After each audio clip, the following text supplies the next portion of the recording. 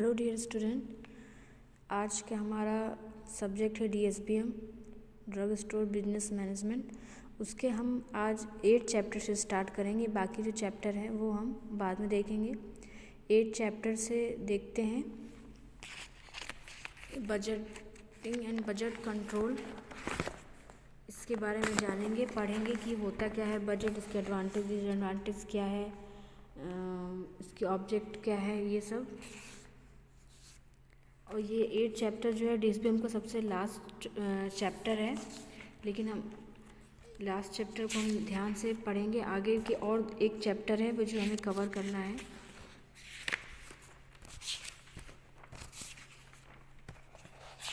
तो देखते हैं इंट्रोडक्शन। सबसे पहले हम बजट को जानते हैं कि बजट होता क्या है, फिर हम बजट इम्प्लीमेंटेशन वगैरह उसको समझेंगे।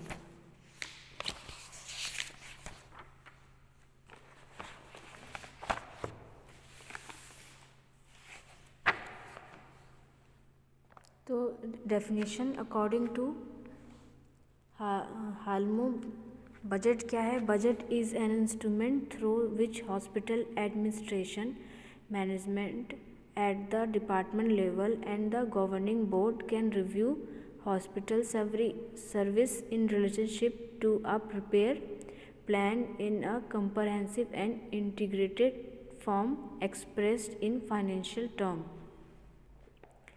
इंट्रोडक्शन में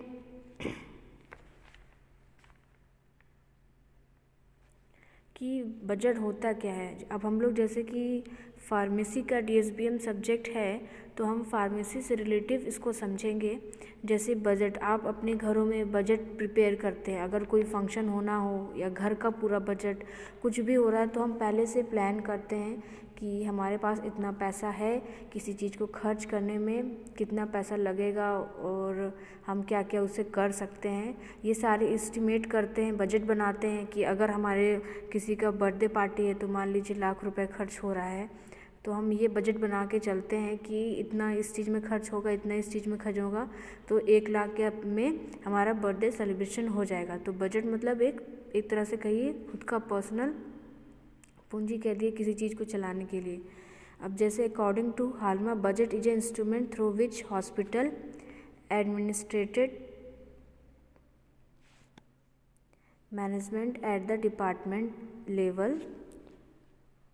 मतलब कि जो बजट है एक वो उपकरण है, इंस्ट्रूमेंट है, जिसके माध्यम से जो हॉस्पिटल के ऑर्गेनाइजेशन के जो ऑर्गेनाइजेशन या विभागीय स्तरों पर जो प्रबंधन होते हैं, यानी गवर्नमेंटिंग बोर्ड के थ्रू एक बजट प्रिपेयर किया जाता है, एक रिलेशनशिप प्रिपेयर किया जाता है, prepared plan in a comprehensive, और कुछ बेस पे किया जाता है, वो किया जाता है एक व्यापक और एकीकृत, मतलब कंप्रहेंसिव और एक इंटीग्रेटिव फॉर्म में एक फाइनेंशियल टर्म को प्रेजेंट किया जाता है। बजट जो भी है वो एक किसी ऑर्गेनाइजेशन के थ्रू गवर्निंग बोर्ड और डिपार्टमेंट लेवल के हिसाब से ही मैनेज किया जाता है, एक बजट तैयार किया जाता है और उसको एक कंप्रहेंसिव और इंटीग्रेटिव फॉर्म में एक फाइनेंशियल टर्म दिया जाता है। Every department budget must be correctly made and should be provided to the pharmacist for making the all over hospital budget fulfil the above mention definition. इसमें definition नहीं दिया है, लेकिन इसमें क्या बताया है कि प्रत्येक जो विभागीय, मतलब जो एवरी डिपार्टमेंटल बजट है, जो प्रत्येक, जैसे मान लीजिए कंपनी है या फिर कोई इंडस्ट्री है या कोई फार्मासिस्ट की शॉप है, तो इसको हर एक डिपार्टमेंट का बजट को करेक्टली बनाया जाए, ऐसा प्रोवाइड किया जाए, ऐसा करना चाहिए। मतलब जैसे आप समझ जाइए कि एक कंपनी है तो कंपनी में का सारे डिपार्टमेंट का अलग अलग बजट होगा और ऑल ओवर एक कंपनी का बजट अलग होगा।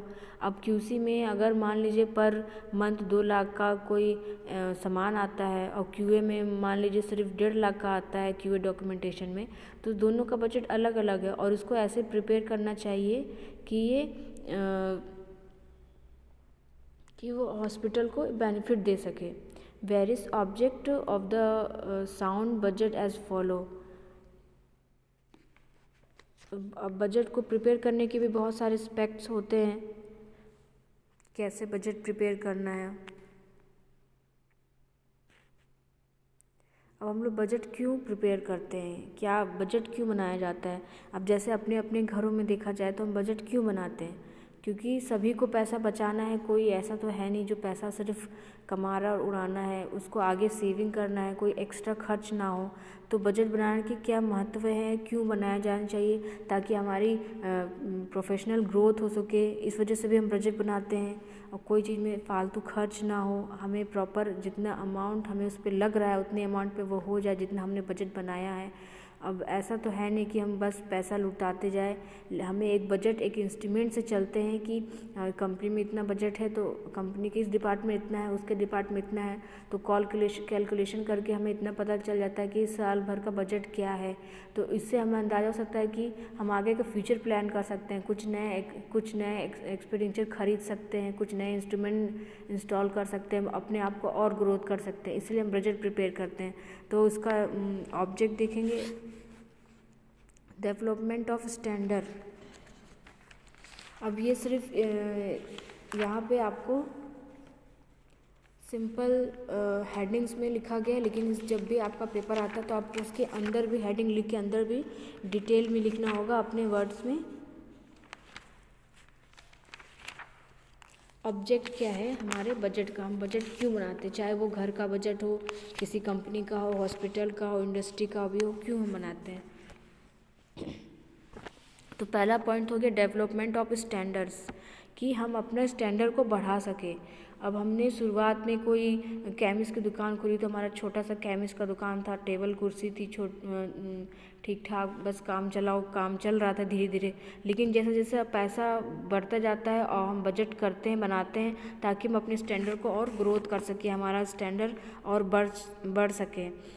अगर हम मान लीजिए जैसे कि एग्जाम्पल के तौर पे देखें तो हम अपने घर के राशन पानी जो भी होता है उस पर हम बजट बनाते हैं, ताकि हम कुछ पैसा बचा सके, फिर उस पैसे को किसी और चीज़ में इन्वॉल्व करें और ग्रोथ करें। तो वैसे ही है development of standards, comparison of actual result with standard. फिर हम इसका मकसद, बजट बनाने का मकसद ये भी होता है कि जो हमारा कंपेयर किया जाए, स्टैंडर्ड प्रिपेयर करने के लिए कंपेयर किया जाए रिज़ल्ट जो हमने अभी करंटली हमने जो अपना बजट बनाया वो उससे कंपेयर करें स्टैंडर्ड से, कि हम कितना हमारा बजट ग्रोथ में जा रहा है, बेनिफिट में जा रहा है। आइडेंटिफिकेशन ऑफ डेविएशन ऑफ फ्लूकेशन, मतलब फंक्शनल अपने कामों के डेविएशन को भी देखने के लिए, आइडेंटिफिकेशन करने के लिए भी बजट को प्रिपेयर किया जाता है।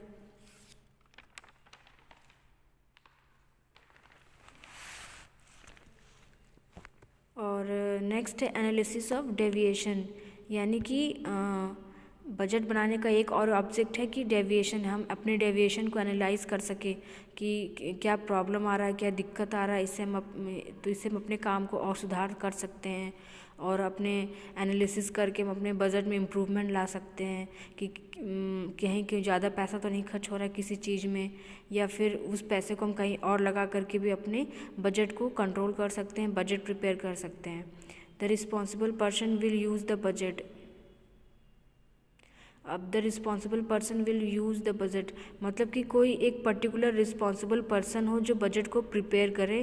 कोई भी उसको ऐसे ना, जो मतलब कोई एक, मान लीजिए कोई HR डिपार्टमेंट में है या एडमिन डिपार्टमेंट में है, वही बजट प्रिपेयर करेगा तो फिर ये इसमें एफिकेसी इसकी अच्छी नहीं आएगी।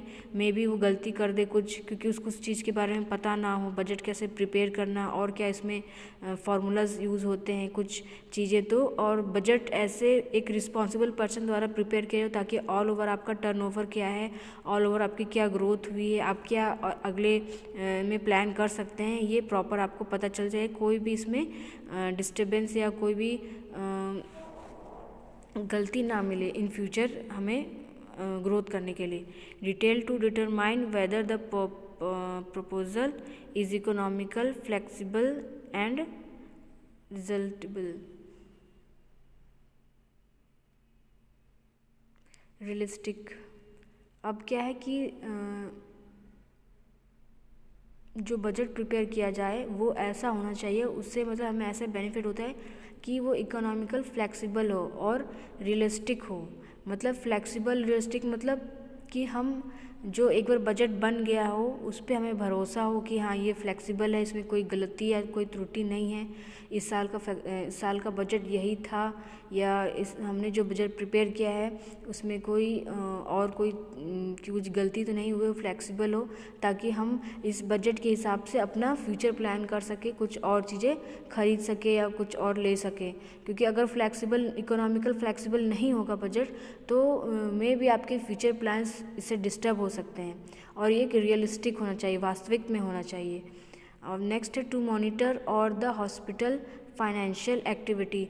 और हाँ, दूसरा बात कि द मॉनिटर और द हॉस्पिटल फाइनेंशियल एक्टिविटी, और बजट से हमें ये भी मिलता है और ये भी हम कर सकते हैं कि हम अपने हॉस्पिटल के कामों को मॉनिटर करें बार बार, उसकी एक्टिविटी को, क्या एक्टिविटी हो रही है, कितने केसेस आ रहे हैं, कौन से बाहर से हमें डॉक्टर बुलाया जा रहा है, कितना खर्च हो रहा है, ये सब चीज़ें भी देखना चाहिए। फाइनेंशियल एक्टिविटी देखनी चाहिए, कितना पेशेंट में खर्च हो रहा है, कितना मेडिसिन आ रहा है, कितने इंस्ट्रूमेंट में लग रहे हैं, कितने और जो एक्स्ट्रा चीज़ें हैं सैलरी देने के लिए, एम्प्लॉयज़ के लिए, इन सब चीज़ों की एक्टिविटी को, हॉस्पिटल की एक्टिविटी को, फाइनेंशियल एक्टिविटी को मॉनिटर कर किया जाए। इसकी वजह से भी हम बजट प्रिपेयर करते हैं। Estimate the cost of completing objective identified in the proposal.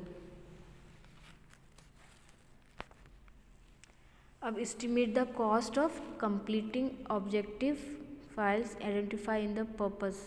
हम अपनी एस्टिमेट कॉस्ट को पूरी तरह से एस्टिमेट किया जाए कंप्लीटली तरह से, ताकि ये जो प्रपोज़ल है वे हम इस चीज़ को आइडेंटिफाई कर सकें। तो बजट बनाने का एक यही उद्देश्य भी है।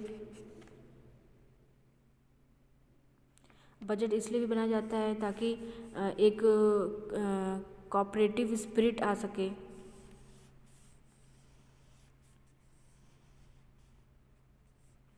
अब इससे ये होता है कि हमारे एक लक्ष्य, हमारा एक दिशा, हमारे एक पॉइंट सेटअप हो जाता है कि हमें इस अपने काम के साथ आगे अग्रसर रहना, हमको इतना बजट हमारा है, बनाया गया है, तो हमें उस अपने काम को हम उस तरह से कर सकते हैं। मतलब हमें एक इंडिकेशन या हमें एक मोटिवेशनल मिलता है कि हम अपने बजट जो हमने किया उस हिसाब से हम काम कर सके, और जितना हो सके कि अपने बजट के अंदर काम कर सके। मैक्सिमम प्रॉफिटेबिलिटी, जितना ज़्यादा ज़्यादा हमें प्रॉफिट मिल सके। अब budget is a planning tool. Budget जो है एक प्लानिंग टूल होता है, एक जो हेल्प करता है profit potential of the business की प्रॉफिट पोटेंशियल को इंडिकेट करता है, या फिर तो ये हमें हेल्प करता है कि हमारी जो बिजनेस है उसकी पोटेंशियल कितनी इंक्रीज़ हो रही है। एक और भी हो सकता है centralise control. Budget also help in facilitating control as it help in delegation of authority and responsibility. मतलब बजट नियंत्रण की वजह से हम सुविधा बजट जो नियंत्रण है, कंट्रोल, सेंट्रलाइज कंट्रोल मतलब केंद्रीय नियंत्रण, और best use of resource.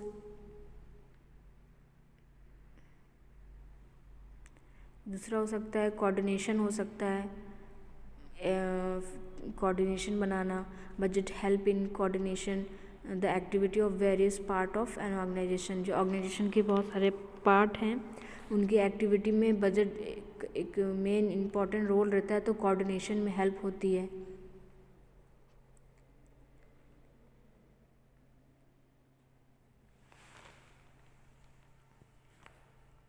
Next advantage कि हम क्यों बजट बनाते हैं। Advantage of planning the budget. हम बजट के एडवांटेज जो हम प्लान करते हैं बजट के, वो उसके क्या फ़ायदे हैं। डेवलप बेटर फाइनेंशियल प्लानिंग, मतलब कि डेवलप बेटर फाइनेंशियल प्लानिंग। हम बजट इसलिए बनाते हैं ताकि हमारी फाइनेंशियल प्लानिंग और बेहतर हो सके। अब आप बजट के बिना, अगर बजट नहीं बनाएंगे तो हम आगे का कुछ सोच नहीं सकते, हमारा फ्यूचर प्लानिंग गड़बड़ हो सकता है। कहीं घूमने जाना हो तो हम बजट करते हैं कि मे बी गाड़ी किराया इतना हो, खाने का खर्चा इतना हो, तो अप्रॉक्सीमेटली 50-60 हज़ार लेके चलते हैं तो हम शायद मे बी चंडीगढ़ घूम के आ सकते हैं।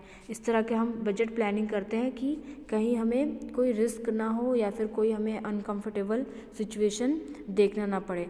तो डेवलप बेटर फाइनेंशियल प्लानिंग। दूसरा हो गया give a better focus on decision making to the management. अब हम बजट बनाने का और एक अच्छा एडवांटेज ये है कि हमें डिसीजन मेकिंग में हेल्प मिलता है। मैनेजमेंट के डिसीजन मेकिंग में हमें हेल्प मिलता है कि हम और अच्छे से फोकस कर सकें।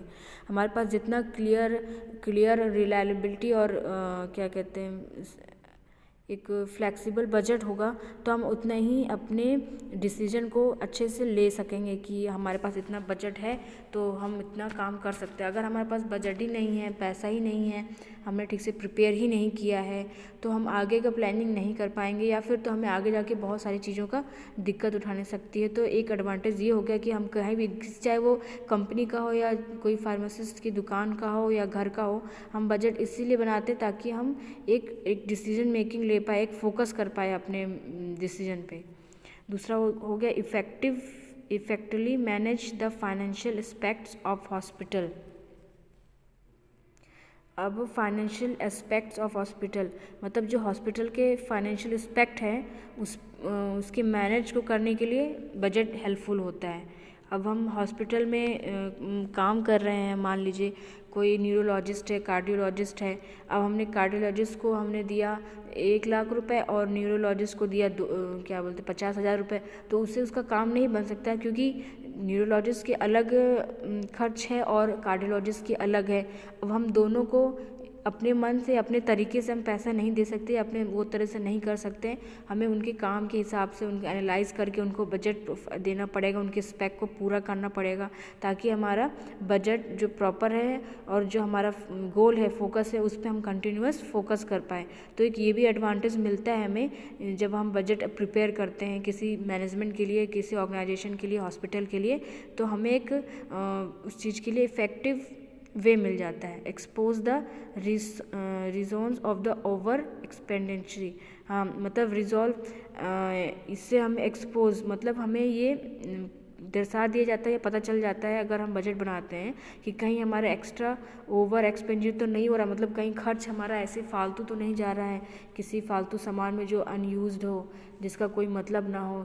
एक एनालाइज करने पे हमें ये पता चलता है कि क्या ज़रूरत की चीज़ें हैं, क्या ज़रूरत की चीज़ें नहीं हैं, या हम किससे काम चला सकते हैं या फिर एक्स्ट्रा जो है ओवरकम हो जाता है हमारे expenditure.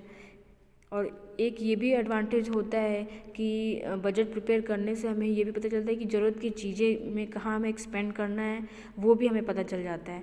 Help to focus on hospital priorities. और अगर मान लीजिए हॉस्पिटल में है या किसी भी ऑर्गेनाइजेशन में क्या है तो कि जो उसकी बजट प्रिपेयर करने का एक एडवांटेज ये भी हो जाता है कि हमें उसकी क्या प्रायोरिटी है उस पर हमारा फोकस जाता है, क्या ज़रूरत है। अगर हम बजट प्रिपेयर नहीं करते, बस ऐसे ही काम चलाए जा रहे हैं बिना क्या डॉक्यूमेंटेशन के, बिना कोई राय सलाह के, बिना कुछ एनालाइज के, और हम ऐसे ही काम करते चले जाते हैं तो हमें पता नहीं चलता है कि एक्चुअल में हम काम कैसे कर रहे हैं। सिस्टमेटिक तरीके से काम नहीं करने से बहुत सारे नुकसान होते हैं और चीज़ों को बहुत ध्यान रखने में भी बहुत प्रॉब्लम होती है। तो अगर बजट के एडवांटेज कहा जाए तो एक ये एडवांटेज भी होगा कि हॉस्पिटल का प्रायोरिटी फोकस होगा हमारे लिए कि हॉस्पिटल में क्या प्रायोरिटी है, क्या ज़रूरत है, मेडिसिन ज़रूरत है या कोई स्टाफ ऐसा जिसके बिना काम नहीं चल रहा है, या फिर कोई डिपार्टमेंट जहाँ पर बहुत ज़्यादा हमें उस डिपार्टमेंट में काम की ज़रूरत है या काम कराने की ज़रूरत है, या कुछ भी जिसकी ज़्यादा ज़रूरत है, कोई सामान, कोई इंस्ट्रूमेंट, इक्विपमेंट, तो हम उसकी प्रायोरिटी पे ज़्यादा ध्यान देते हैं। Enhance efficiency of staff and other department. Budget prepare करने से फिर ये भी होता है कि स्टाफ के, अदर डिपार्टमेंट के लोगों की, अदर चीज़ों की वर्क कैपेसिटी जो स्टाफ है वो भी बढ़ जाती है, इन्हेंस हो जाती है।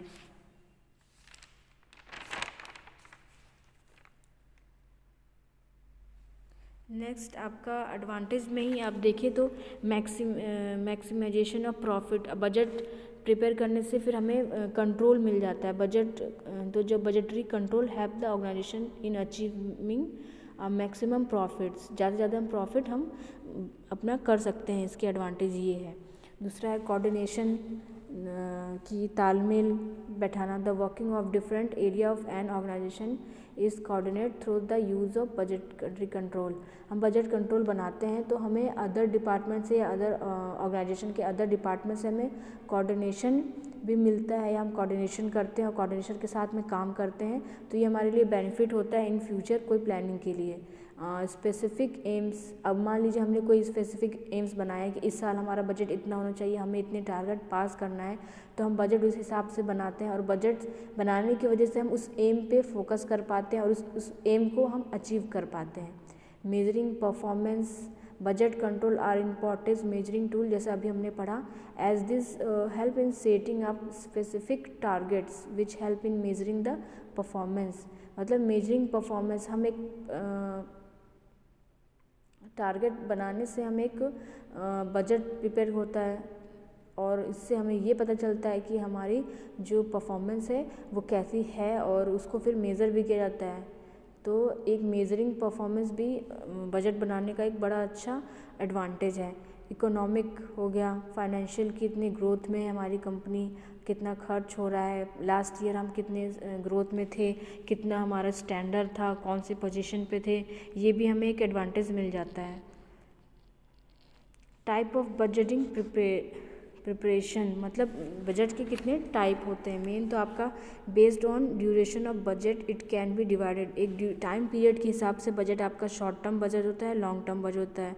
और डिवीज़न ऑफ बजट, अगर बजट को डिवाइड कर दिया जाए तो इनकम अकाउंट्स और रेवेन्यू अकाउंट्स और एक्सपेंस अकाउंट्स और asking for capital income investment, तीन टाइप के आपके मेनली बजट टाइप हो जाते हैं।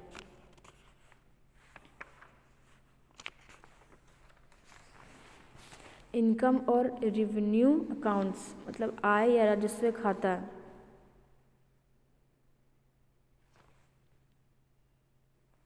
अब इनकम आय मतलब इनकम अकाउंट्स और रेवेन्यू अकाउंट्स देखते हैं। इनकम अकाउंट्स, ये total income must be calculated for the implement of budget, मतलब हम इस बजट से हम टोटल इनकम कैलकुलेट कर सकते हैं, उसको इम्प्लीमेंट कर सकते हैं।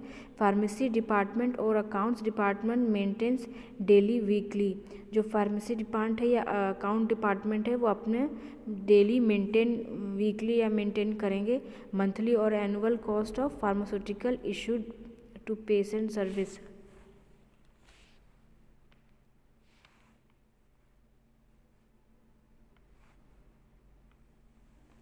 इनकम, जैसे कि इनकम अकाउंट्स और रेवेन्यू अकाउंट से आप समझ रहे हो कि जो इनकम मतलब पैसा आना। अब हमारे बजट में भी तीन टाइप के होते हैं, इनकम यानी हम कितना कमा रहे हैं, और एक्सपेंस यानी हम कितना खर्च कर रहे हैं, और थर्ड हो गया आस्किंग फॉर कैपिटल इन्वेस्टमेंट, यानी हमने कितना कमाया, कितना खर्च किया और जो कितना बचा उसको हम किसी और चीज़ में इन्वेस्ट कर रहे हैं, कोई और मतलब अपने आप को ग्रोथ करने के लिए या किसी चीज़ में इन्वेस्ट कर रहे हैं, हो गया आपका कैपिटल। तो इनकम अकाउंट्स में क्या होगा कि जो टोटल इनकम है must be calculated for the implement of the budget.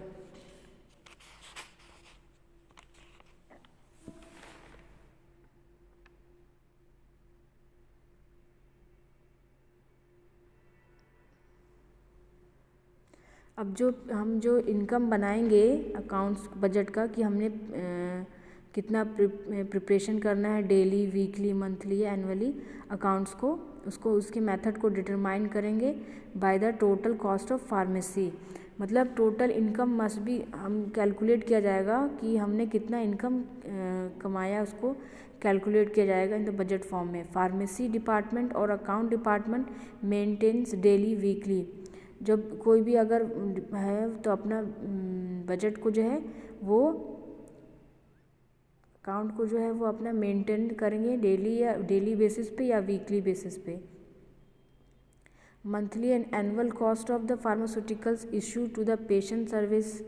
अब मंथली और एनुअली जो कॉस्ट है फार्मास्यूटिकल्स कंपनी की, उसको पेशेंट सर्विस के लिए वो हम उसको बजट प्रिपेयर करेंगे किसी हॉस्पिटल में कि मंथली कितना लग रहा है पैसा, या एनुअली साल में कितना फार्मास्यूटिकल कंपनी में लग रहा है। फिर the other statistic number of preparation जैसे कि प्रिस्क्रिप्शन, जैसे कि अब मान लीजिए पूरे मंथ में या पूरे वीक में कितने प्रिस्क्रिप्शन लिखे जा रहे हैं, कितने नंबर ऑफ प्रिस्क्रिप्शन, ये प्रिपेयर किया जाएगा इनकम में। और number of prescription dispense by each pharmacist, अब जो जितने प्रिस्क्रिप्शन प्रिपेयर किए गए हैं उसको कितना डिस्पेंस किया गया है।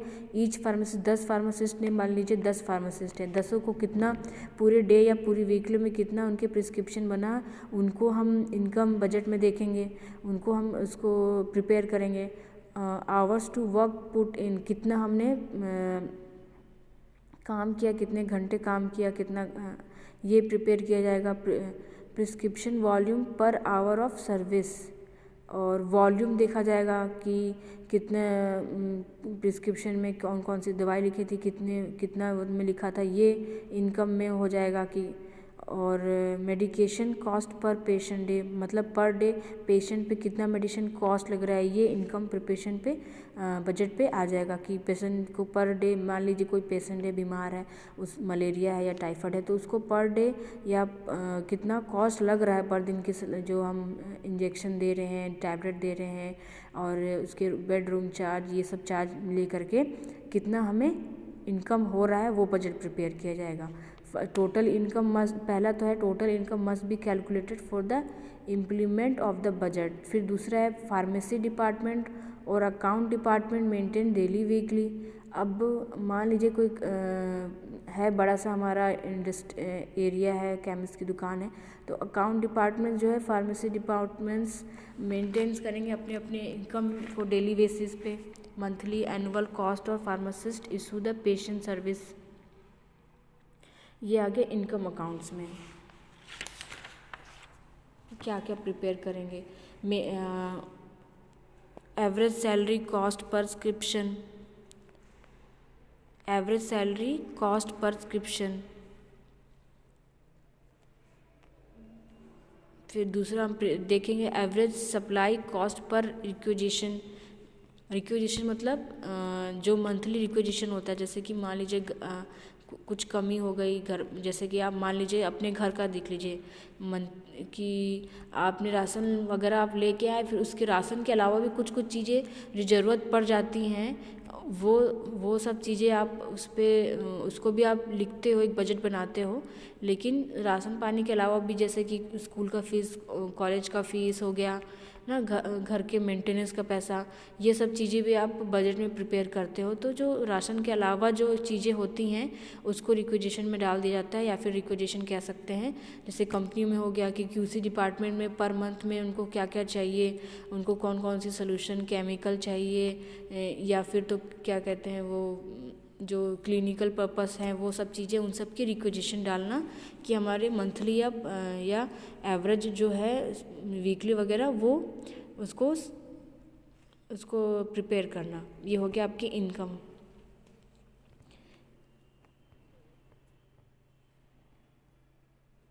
अब हो गया expense account. Expense account can be classified as follow.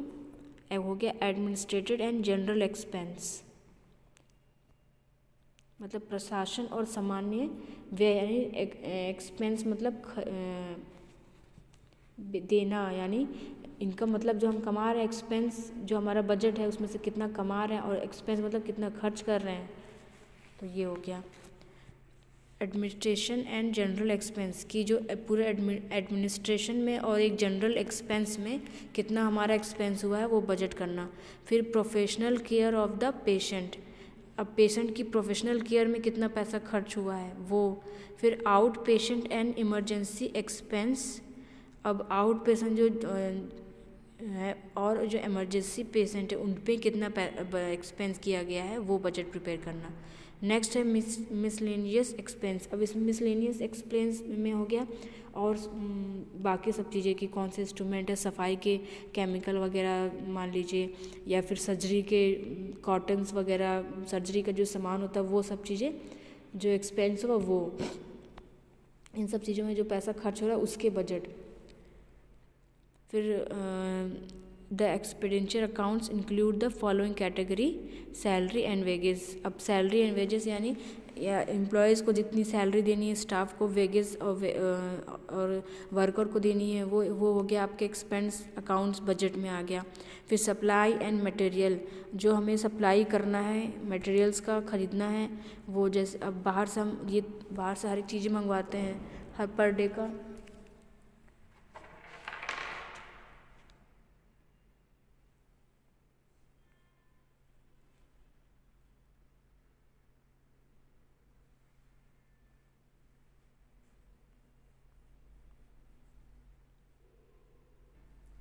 Per day का कितना मटेरियल है, कितना सप्लाई है। Drugs and pharmaceutical expense, purchase expense, कितना खरीद रहे हैं परचेजिंग में। जैसे परचेज में हो गया, हम लोगों ने सामान खरीदा, कोई केमिकल खरीदी, उनके परचेज में कितना पैसा खर्चा हो। इक्विपमेंट, कंस्ट्रक्शन बजट, है ना। Miscellaneous supply and expense. अब इसके डिसएडवांटेज क्या हो सकते हैं? Uncertain future, budgetary revision, discourage efficiency, employ problem of coordination, support from top management. और सर्टेन फ्यूचर, क्योंकि हमारा फ्यूचर अनसर्टेन है, निश्चित नहीं है, तो कभी कभी बजट बनाना फिर हमारे लिए नुकसानदायक होता है, उसका कोई यूज़ नहीं होता है। बजटरी रिवीजन, फिर ये होता है कि हमें बार बार बजटरी रिवीजन करना पड़ता है। फिर दूसरा एडवांटेज हो गया डिस्करेज इफ़िशिएंट एम्प्लॉयज़। फिर अगर ऐसा कुछ होता है तो फिर एम्प्लॉय भी डिस्करेज हो जाते हैं एफिशिएंट। प्रॉब्लम ऑफ कोऑर्डिनेशन, फिर कोऑर्डिनेशन में दिक्कत आती है। फिर ये होता है कि वो कहेंगे हमारा बजट इतना है, ये कहेंगे हमारा बजट इतना है, फिर ऑल ओवर हमें कोऑर्डिनेशन करने में दिक्कत आती है। Support from top management. ये था आज का आपका DSBM की बजटरी कंट्रोल। नेक्स्ट क्लास में हम इसके आगे बारे में और पूरी तरह से जानेंगे। इसका बस आज का इंट्रोडक्शन था। आई होप सो आपको समझ में आया हो। Thank you.